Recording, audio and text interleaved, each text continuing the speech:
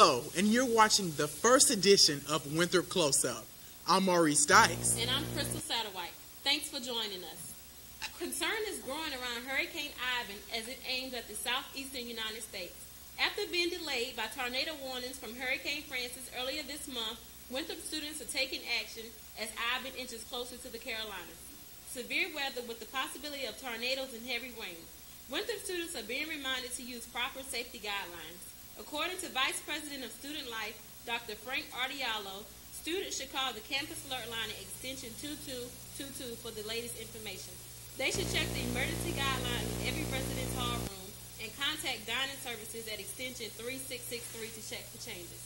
Safety is always a priority, so make proper decisions around campus and on the road. Winds and rains aren't the only thing making a mess on Winthrop's campus. Cherie Gibson tells us about a demolition project that's all a part of the plan. As students returned to campus, they were welcomed by the sounds of construction and falling debris. In a little over a week, campus development employees, with the help of Littner Construction, tore down the building piece by piece. Brazil Hall was constructed in 1924 and over the years housed classrooms and office space for students and faculty. In 1977, the building was converted into student apartments, but has been empty for over a decade. The land made available by its demolition will serve several purposes. Now that Brazil Apartments has been torn down, this will now become the construction site for the Lois Frames Center, and in a few years will become the new library. For about 6 weeks, we'll be hauling the building out of the site and disposing of it, which will be followed by a couple of weeks of grading and leveling that site so that we can store materials on it for the West Center project. After the final pieces of the 80-year-old building are torn down, materials for the long-awaited $21.3 million Health and Wellness Center will be moved in. Site preparation has already begun, and the building is scheduled to open in 2006.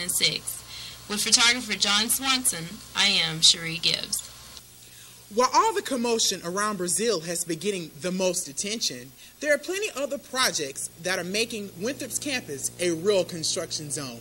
Matt Tollison has more. Signs and machinery will be a staple on campus for the next few years as Winthrop prepares to give the campus a new look. First to go was Brazil, and preparations are being made for the removal of Peabody Gym. This creates space for the brand new Lois Raines West Center. Construction for these projects creates a problem for the citizens of the Winthrop community. Roadblocks and detours such as these may be a straight shot, a 10-minute trip, and students are finding it difficult to navigate the campus. The walk to Johnson has always been the longest walk on campus, but now it's even longer. I have to leave my room sooner to get to class on time. You have to go all the way around, which is really a big hassle. The goal of the construction is to shift the campus to the west. Dacus Library will be removed when the new library is finished.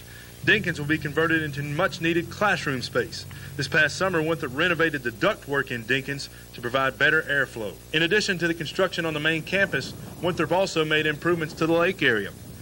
Construction of a wetland at the lake now allows biology students a new avenue for research. These wetlands were constructed this summer to replace those destroyed by construction of Rock Hill's Third High School. Just to give you an idea of what the campus will look like in a few years, the demolition of Brazil right behind me opened space for a brand new state-of-the-art library.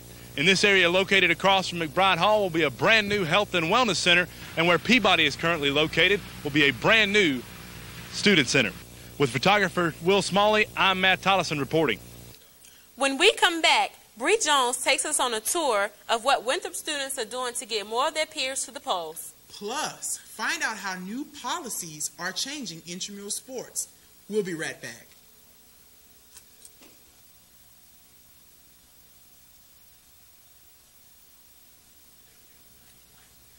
As the presidential election creeps closer, some students find it's not deciding who to vote for that's hard, but simply getting to the polls. Bree Jones tells us more about what Winthrop students are doing to increase voter turnout. Election Day is less than 2 months away, and campus organizations plan to play a key role in getting students to the polls. The Council of Student Leaders formed a subcommittee called the Voter Registration and Education Task Force. With the slogan, "Shut Up and Vote," the task force intends to prepare students for Election Day. 12 campus organizations make up the task force. One is the NAACP. It plans to register students at their voter registration cookout.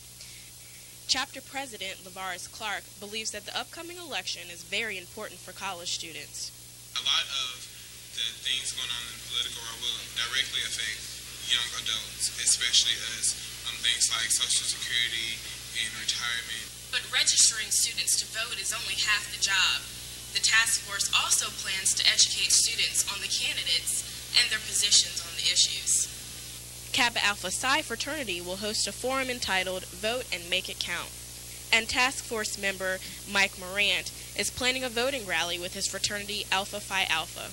We're planning a voter registration, not voter registration, but more of a political rally geared towards the election on November 2nd, trying to get people excited about the election and making sure they are making the right decisions.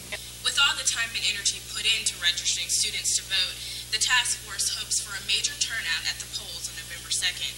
With cameraman Alan Garmendia, I'm Bree Jones reporting. With so many freshmen walking around Winthrop's campus, new programs are helping first-year students adjust to the community. Ayanna Alston has the story. The new University College was founded in July 2003 to bolster retention among other goals. Changes include honors floors in Wofford and Richardson halls, mandatory peer mentors for all freshmen, and a summer reading project for first-year students. Resident assistant and peer mentor Lindsay Sight believes the changes will help freshmen. I think it's good. I mean, it helps people as far as, that maybe studied in high school and then, maybe didn't know about how to study in college and maybe they were unsure about, making the transition. Winthrop has even more in store for future incoming freshmen. According to the University College outline on winthrop.edu, the changes students have seen since last fall are just the beginning. University College Dean Brian Lewis says his department will continue to evolve in coming years. Well, one of the president's favorite mantras is there is no finish line, and that's really true with something like University College. I mean, there will be new initiatives starting every year, and then existing initiatives will always be fine-tuned and reviewed to make sure they're really doing what they set out to do. Overall, freshman Anisha Baker is pleased with her first semester at Winthrop. I think it's a very nice experience. People around here are very friendly. There's a lot of stuff to do around here, being with the clubs and the organizations, and they keep the freshmen well involved. With photographer Brandon Stevenson, I'm Ayanna Austin reporting. Freshmen aren't the only students seeing changes this fall. Students playing intramural sports have a new face and some new policies to greet them. Venetia Kaibo tells us more. New director Jaron Ryder has changed the way recreational sports are set up. Instead of a flag football tournament, this year there is a flag football league. Other changes are more structured, making sure everything is in place, rules are followed, the program is fully staffed, and most importantly, that the officials are trained. Every sport we're going to have a 3-day, 2-hour-a-day clinic for those officials. So the officials will be a little more knowledgeable than they might have been in the past. So hopefully that'll cut down on some frustrations that people might have with the officials and not knowing the rules or where they should be and maybe not getting calls right. Hopefully we can cut down on that this year and provide a more enjoyable intramural program. Flag football is the first intramural sport and the games have already begun. The games will be held at the Eagles Softball Complex. Remember, participating in more than one event can gain a team points towards the all-campus championship. At the end of the season, the team with the most points will gain the bragging right and their names engraved on a new trophy in the new recreational facility. For more information on intramural sports, contact Jaron Ryder at 803-323-2198, or you can go to their website at www.winthrop.edu/studentaffairs/rec sports. With photographer Tiffany Thomas, this is Venetia Cabo reporting. When we come back, find out why the Winthrop volleyball team is making history on the court. Sports and cultural events are up next, so stay tuned.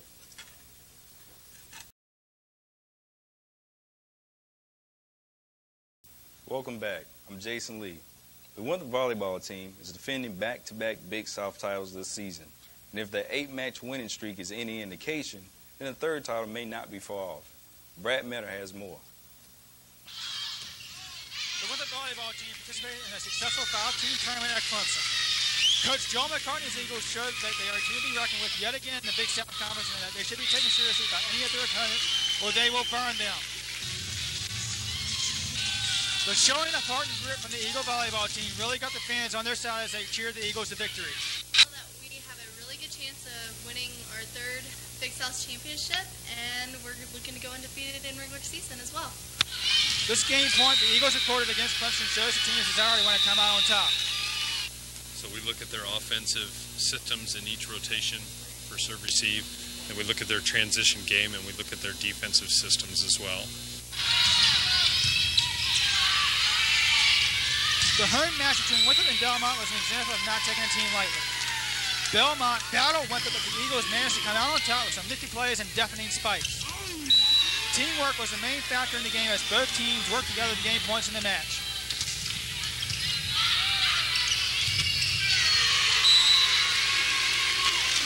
Winthrop volleyball team began their season on the road at Clemson. They won 3 out of 4 matches, defeating Clemson, Western Carolina, and the Citadel. Their only loss came to Northern Iowa. Their first home game is this Friday at the Coliseum. They are looking to win their 3rd consecutive conference title. For photographer Aaron Russell, I am Brad Metter, Winthrop Close Up. The Winthrop volleyball team aren't the only Eagles looking for conference glory this season. Justin Britwell tells us that both soccer teams has high hopes for this fall. In her second year, Coach Hines and the women's team will try to build on their successful first season. We had our first season last year, finished 4th tied. Records wasn't as good as I think it needs to be. And then also, kind of a lot of goals. Academically, athletically, we want to do better than we did last year. With the change of the roster, both returning and freshman players will be competing not only with opponents, but with their teammates. We have some incoming freshmen that have done a great job for us so far this year, and it's made the previous players play a lot harder. So now they're fighting for spots, which is getting great competition and making us better each day. So it's going better. While the women's team will look to establish themselves in the Big South Conference this year, the men's team will look to regain the Big South Championship. The men's team will look to rebound from a disappointing 2003 season. Players and coaches have only one goal in mind. Well, we're in a situation where we're in contention to win the Big South, so we've got Coastal in there as well, who are another big side, but it's between us and them, so we feel we've got the potential this year to go all the way. The team is hoping to avoid injuries this season, which sidelined several players last season. I mean, I'm obviously chewing at the bit to get back and start playing games again. Obviously, I broke my foot last season and that was a bit of a setback. So I'm looking forward to this season and I'm ready to go. The team will also have to overcome losing some key players to graduation. We had a couple of freshmen against South Carolina had to step up and play a lot of minutes, so they're definitely making a factor. Both teams will have to work hard to achieve their respective goals for the upcoming season. With photographer Johannes Schneider, I'm Justin Bridwell reporting. The next home match is September 22nd, when men's soccer takes on Charlotte at 7 p.m. at Eagles Field, and the women face off against Birmingham Southern on September 25th. This has been your Eagles Sports Update. Here's Tawala Williams with a look at cultural events. Hi there, I'm Tawala Williams here with your culture events calendar for the month of September. The Old South comes alive with the Rock Hill Community Theater's production of For Whom the Southern Bells Toll from the 17th through the 19th. Admission is $5 with a student ID. For those with a flair for the classical, the Charlotte Symphony Orchestra will present their Mostly Mozart series in the Tillman Auditorium on the 18th at 8 p.m. And the Foreign Film Festival continues with Todos Somos Estrellas on the 13th in Kynard Auditorium. Remember, seniors, you will need 18 culture events to graduate, so check out the Winthrop website for a complete calendar of events. This has been Tawala Williams with the Culture Event Calendar. Thanks, Tawala. Join us next time when we talk with an Olympic basketball player and tell you how some Winthrop students are fighting cancer with their research. I'm Maurice Dykes. And I'm Crystal Satterwhite. Thanks for watching this edition of the Winthrop Close Up. Goodbye.